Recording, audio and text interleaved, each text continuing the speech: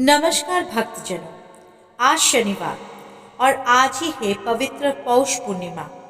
ये दिन भगवान हनुमान जी की कृपा प्राप्त करने के लिए अत्यंत शुभ माना जाता है।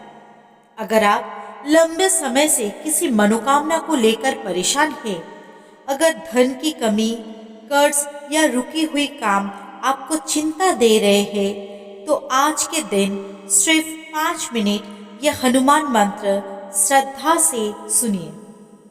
कहा जाता है कि पौष पूर्णिमा के दिन हनुमान मंत्र का श्रवण करने से लंबे समय से रुकी मनोकामनाएं पूरी होती है और कई भक्तों को अचानक धन प्राप्ति का सौभाग्य मिलता है। तो फिर आइए दोस्तों, सुनते हैं हनुमान जी की उस पवित्र मंत्रों को। ओम श्री वज्रदेहाय राम भक्ताय वायुपुत्राय नमस्तुते।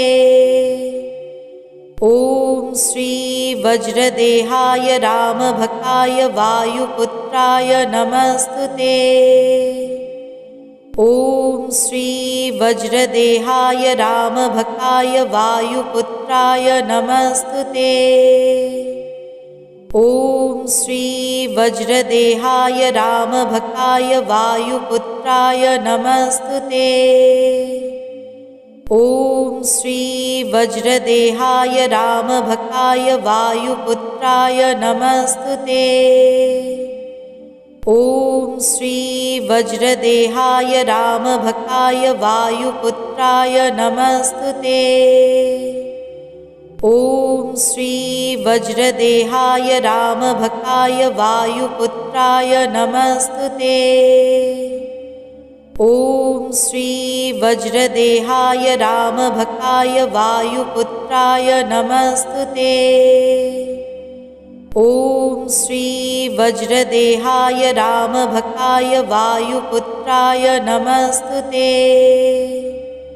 ओम श्री वज्रदेहाय राम भक्ताय वायुपुत्राय नमस्तुते। ओम श्री वज्रदेहाय राम भक्ताय वायुपुत्राय नमस्तुते। ओम श्री वज्रदेहाय राम भक्ताय वायुपुत्राय नमस्तुते। ओम श्री वज्रदेहाय राम भक्ताय वायुपुत्राय नमस्तुते। ओम श्री वज्रदेहाय राम भक्ताय वायुपुत्राय नमस्तुते। ओम श्री वज्रदेहाय राम भक्ताय वायुपुत्राय नमस्तुते।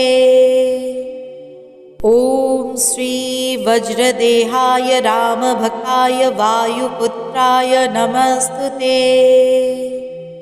ओम श्री वज्रदेहाय राम भक्ताय वायुपुत्राय नमस्तुते। ओम श्री वज्रदेहाय राम भक्ताय वायुपुत्राय नमस्तुते। ओम श्री वज्रदेहाय राम भक्ताय वायुपुत्राय नमस्तुते। ओम श्री वज्रदेहाय राम भक्ताय वायुपुत्राय नमस्तुते। ओम श्री वज्रदेहाय राम भक्ताय वायुपुत्राय नमस्तुते। ओम श्री वज्रदेहाय राम भक्ताय वायुपुत्राय नमस्तुते। ओम श्री वज्रदेहाय राम भक्ताय वायुपुत्राय नमस्तुते। ओम श्री वज्रदेहाय राम भक्ताय वायुपुत्राय नमस्तुते। ओम श्री वज्रदेहाय राम भक्ताय वायुपुत्राय नमस्तुते। ओम श्री वज्रदेहाय राम भक्ताय वायुपुत्राय नमस्तुते। ओम श्री वज्रदेहाय राम भक्ताय वायुपुत्राय नमस्तुते। ॐ श्री वज्रदेहाय रामभक्ताय वायुपुत्राय नमस्तुते। ॐ श्री वज्रदेहाय रामभक्ताय वायुपुत्राय नमस्तुते। ॐ श्री वज्रदेहाय रामभक्ताय वायुपुत्राय नमस्तुते। ॐ श्री वज्रदेहाय रामभक्ताय वायुपुत्राय नमस्तुते। ॐ श्री वज्रदेहाय रामभक्ताय वायुपुत्राय नमस्तुते। ॐ श्री वज्रदेहाय रामभक्ताय वायुपुत्राय नमस्तुते। ॐ श्री वज्रदेहाय रामभक्ताय वायुपुत्राय नमस्तुते। ॐ श्री वज्रदेहाय रामभक्ताय वायुपुत्राय नमस्तुते। ॐ श्री वज्रदेहाय रामभक्ताय वायुपुत्राय नमस्तुते। ॐ श्री वज्रदेहाय रामभक्ताय वायुपुत्राय नमस्तुते। ॐ श्री वज्रदेहाय रामभक्ताय वायुपुत्राय नमस्तुते। ॐ श्री वज्रदेहाय रामभक्ताय वायुपुत्राय नमस्तुते। ॐ श्री वज्रदेहाय रामभक्ताय वायुपुत्राय नमस्तुते। ॐ श्री वज्रदेहाय रामभक्ताय वायुपुत्राय नमस्तुते। ॐ श्री वज्रदेहाय रामभक्ताय वायुपुत्राय नमस्तुते। ॐ श्री वज्रदेहाय रामभक्ताय वायुपुत्राय नमस्तुते। ॐ श्री वज्रदेहाय रामभक्ताय वायुपुत्राय नमस्तुते। ॐ श्री वज्रदेहाय रामभक्ताय वायुपुत्राय नमस्तुते। ॐ श्री वज्रदेहाय रामभक्ताय वायुपुत्राय नमस्तुते। ॐ श्री वज्रदेहाय रामभक्ताय वायुपुत्राय नमस्तुते। ॐ श्री वज्रदेहाय रामभक्ताय वायुपुत्राय नमस्तुते। ॐ श्री वज्रदेहाय रामभक्ताय वायुपुत्राय नमस्तुते। ॐ श्री वज्रदेहाय रामभक्ताय वायुपुत्राय नमस्तुते। ॐ श्री वज्रदेहाय रामभक्ताय वायुपुत्राय नमस्तुते।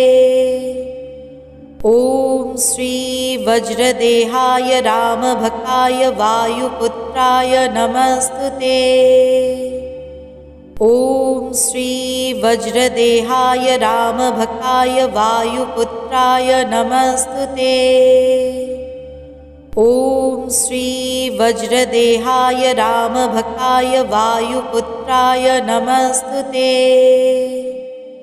ॐ श्री वज्रदेहाय रामभक्ताय वायुपुत्राय नमस्तुते।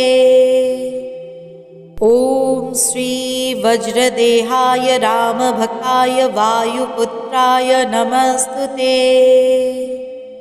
ॐ श्री वज्रदेहाय रामभक्ताय वायुपुत्राय नमस्तुते।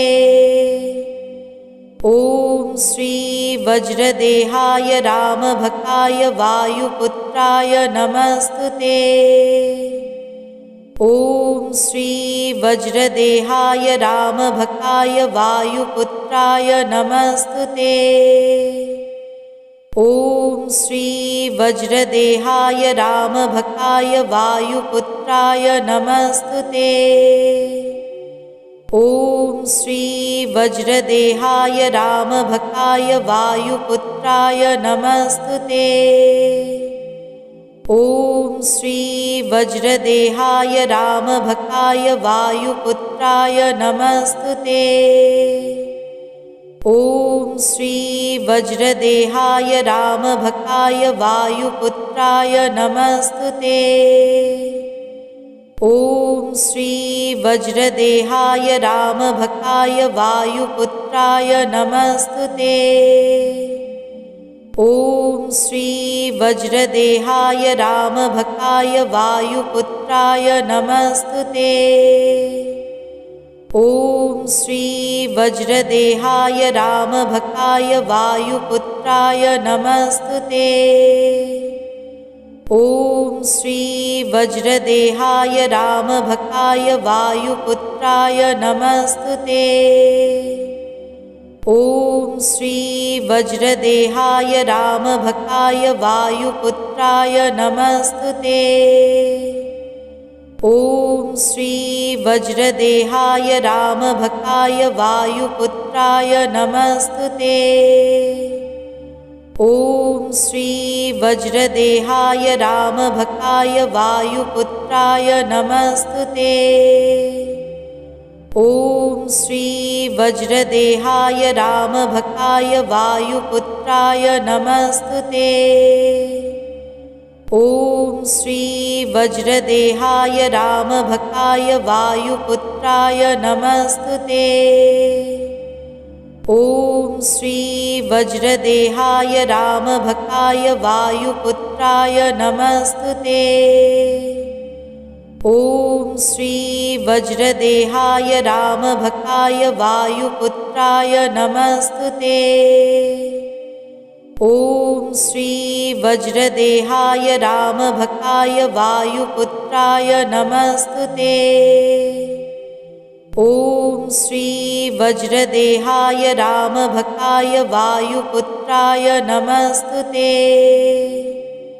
ॐ श्री वज्रदेहाय रामभक्ताय वायुपुत्राय नमस्तुते। ॐ श्री वज्रदेहाय रामभक्ताय वायुपुत्राय नमस्तुते। ॐ श्री वज्रदेहाय रामभक्ताय वायुपुत्राय नमस्तुते। ॐ श्री वज्रदेहाय रामभक्ताय वायुपुत्राय नमस्तुते। ॐ श्री वज्रदेहाय रामभक्ताय वायुपुत्राय नमस्तुते। ॐ श्री वज्रदेहाय रामभक्ताय वायुपुत्राय नमस्तुते। ॐ श्री वज्रदेहाय रामभक्ताय वायुपुत्राय नमस्तुते। ॐ श्री वज्रदेहाय रामभक्ताय वायुपुत्राय नमस्तुते। ॐ श्री वज्रदेहाय रामभक्ताय वायुपुत्राय नमस्तुते। ॐ श्री वज्रदेहाय रामभक्ताय वायुपुत्राय नमस्तुते। ॐ श्री वज्रदेहाय रामभक्ताय वायुपुत्राय नमस्तुते। ॐ श्री वज्रदेहाय रामभक्ताय वायुपुत्राय नमस्तुते। ॐ श्री वज्रदेहाय रामभक्ताय वायुपुत्राय नमस्तुते। ॐ श्री वज्रदेहाय रामभक्ताय वायुपुत्राय नमस्तुते।